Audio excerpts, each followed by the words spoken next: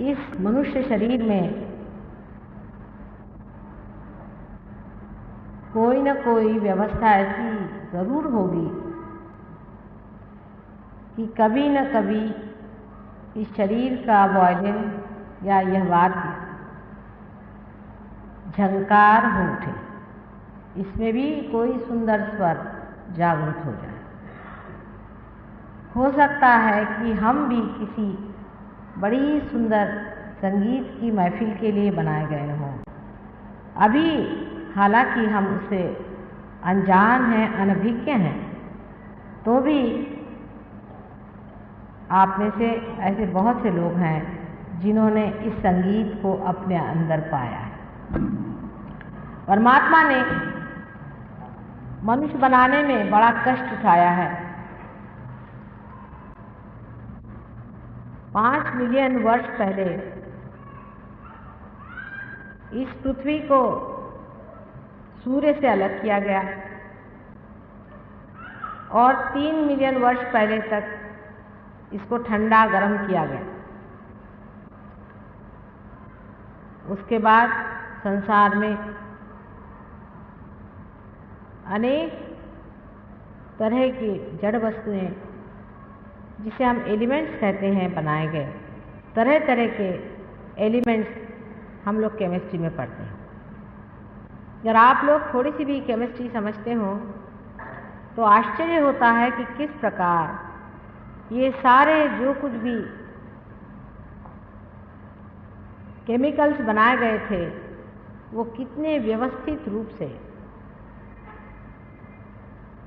एक पत्रक में, जिसे हम आश्चर्य से देखते हैं कि बहुत ही उसकी सुंदर रचना की गई।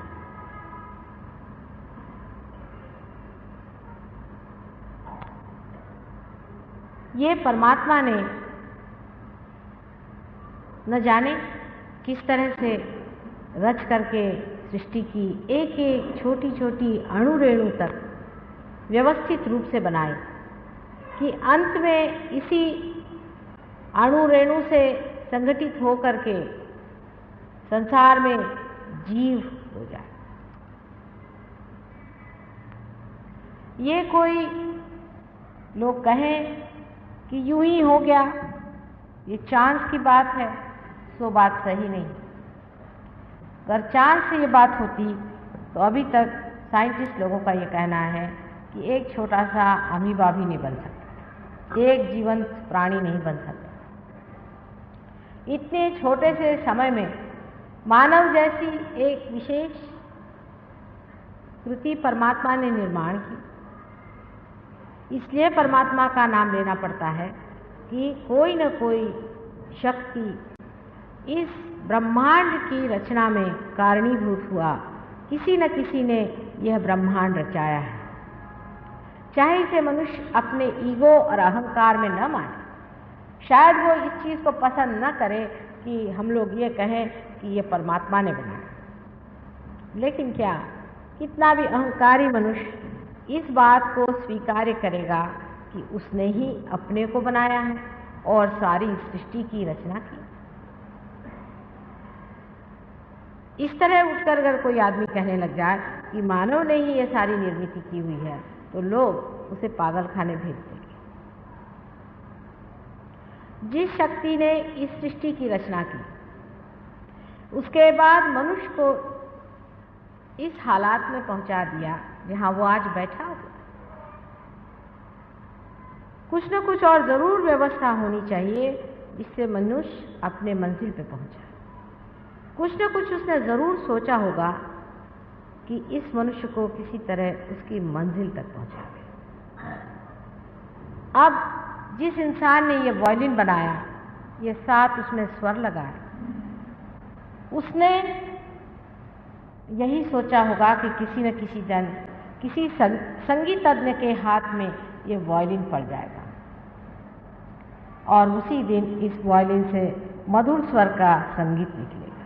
अगर ऐसे आप वायलिन को देखें तो वो जड़ वस्तु है, उसमें कोई भी सूक्ष्मता नजर नहीं आती, या ये भी नहीं समझा जाता है कि इसके अंदर से कोई सी भी ऐसी ध्वनि निकल सकती है कि जिससे अंदर सूक्ष्म संवेदना उत्पन्न हो जाए। बिल्कुल सटल फीलिंग्स आपके अंदर जो अभी आई हैं, ये कोई भी आदमी जिसने कभी वायलिन देखा नहीं, वो देख करके समझ भी नहीं सकता कि इस एक जड़ वस्तु के अंदर से ये वस्तु निकल आती। उसी प्रकार जब आप मनुष्य जन साधारण को देखते हैं, दुनिया के बवालों को और दुनिया के आफतों को देखकर मनुष्य सोचता है कि ये मानव जो है, ये सबसे खराब चीज परमात्मा ने बनाई। जानवर हैं वो हमसे अच्छे हैं, हम लोग जानवर से भी बदतर हैं। बहुत से देशों में तो लोग बच्चा ही पैदा नहीं करते, कहते हैं कि क्या इस दुनिया में बच्चा पैदा करें जहां संसार जानवर से भी बदतर है। लेकिन ये भी सोचना हमारे अज्ञान का ही लक्षण है। परमात्मा ने सबसे सुंदर कृति बनाई है मनुष्य, सबसे ऊंची और सबसे सुंदर मनुष्य की कृति बनाई है और उसको विशेष रूप से आशीर्वादित किया है। और ये मनुष्य रूप धारणा में ही मनुष्य उस चीज को पा सकता है जिसलिए परमात्मा ने सारी सृष्टि की रचना की। सारी सृष्टि उसने जो बनाई है वो मनुष्य के लिए बनाई, और मनुष्य को इसलिए बनाया हुआ है कि वो परमात्मा की शक्ति का वहन करे। जैसे मैं बातचीत कर रही हूं तो ये इंस्ट्रूमेंट मेरी शक्ति का वहन कर रहा है। इसी प्रकार परमात्मा ने भी मनुष्य को इसलिए बनाया कि वो उसकी शक्ति का वहन करे, और जब उस शक्ति का वो वहन करे तो उस शक्ति के बारे में सब कुछ जाने, उसके लिए वो अवेयर हो जाए। इसलिए उसकी अवेयरनेस, जिसे हम चेतना कहते हैं, इस हद तक वो ले आए जहां मानव निर्मित हुआ उसको उन्होंने स्वतंत्रता दी कि अपनी स्वतंत्रता में और अपनी हुजदारी में तुम परमात्मा को खोजो। अपनी स्वतंत्रता में ये जरूरी कहना था। ये परमात्मा ने दी हुई स्वतंत्रता अत्यंत आवश्यक है, क्योंकि जानवर जो हैं वो परमात्मा के राज्य में चलते हैं, उनके पास इस स्वतंत्रता का कोई भी सबूत नहीं है, और वो जैसे ही परमात्मा रखते हैं वैसे ही मौज में रहते हैं। लेकिन मनुष्य जाति को ही परमात्मा ने ये स्वतंत्रता दे दी कि अब तू इसे खोज। जैसे कि मैं बहुत बार बताती हूँ कि छोटे क्लास में आप बच्चों को पढ़ा देते हैं कि 2 और 2 मिला के 4 होता है। बड़े क्लास में जाने पर आप कहते हैं कि अच्छा अब ये सवाल आप सुलझाइए, इसको आप ठीक करिए। इसी प्रकार परमात्मा ने मनुष्य की निर्मिति के बाद उसे स्वतंत्रता दी। उसकी स्वतंत्रता में मनुष्य चारों तरफ दौड़ने लग गया। उसका जो चित्त था, अटेंशन था, वो चारों तरफ दौड़ने लग गया। वो किस प्रकार दौड़ा और किस प्रकार वो चित्त बाहर की ओर गया है, मैंने आपसे अनेक बार बताया। जब ये चित्त आपका बाहर जाता है या टेंशन बाहर जाता है तो वो सीखता है। जैसे कि पहले मेरा टेंशन, आज समझ लीजिए कि इस स्वस्तिक के एक प्रतीक पर पहुंची, सिंबल पर पहुंची, तो मैं देखती हूँ कि आखिर ये क्या चीज़ है, ये क्यों बनाई गई, इसका क्या अर्थ है, इसमें क्या चीज़ें निहित हैं और इसका क्या मतलब होता है।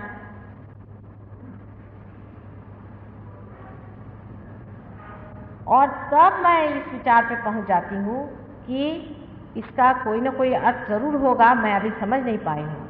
हो सकता है कि मैं इसे जानने का तरीका आदमी का बाहर है। मनुष्य बाहर जाकर जानना चाहता है। मनुष्य सोचता है कि दुनिया की चीज़ों से आपको ज्ञान हो सकता है।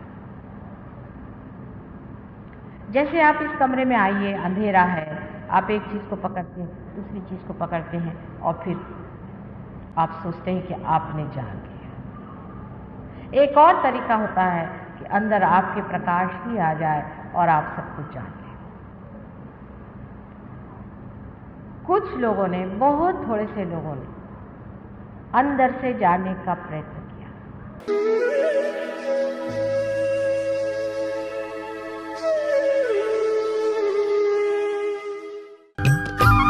सब्सक्राइब कीजिए कुंडलिनी जागरण को और प्रेस कीजिए बेल आइकन को, जिससे कि आपको मिल सके हमारी लेटेस्ट वीडियो सबसे पहले।